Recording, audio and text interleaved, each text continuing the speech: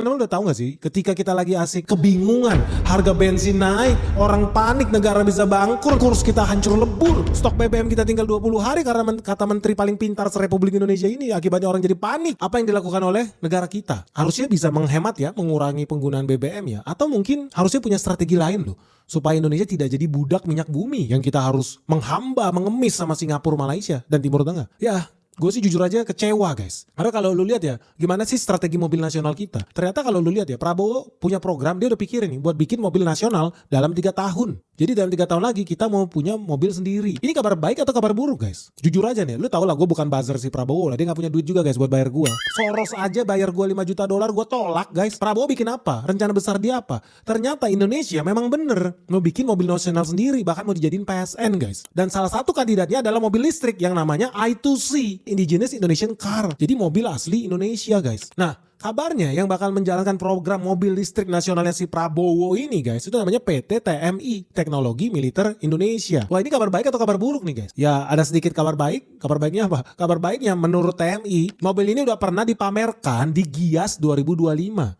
Dan mereka udah punya target nih produksi massal 2027 sampai 2028. Nah jujur-jujuran aja nih guys, menurut lu sendiri bisa sukses gak sih program mobil nasionalnya I2C ini yang punya buatannya teknologi militer Indonesia ini? Karena bukan cuma itu, mereka juga mau bikin mobil Maung. Ini salah satu kandidat mobil nasional kita. Lu tau lah Prabowo sukanya naik mobil warna putih ya. Mobilnya keren, gagah, besar. Ternyata itu hasil made in kita juga. Buatannya di Subang. Target produksi 500.000 unit guys. Gila.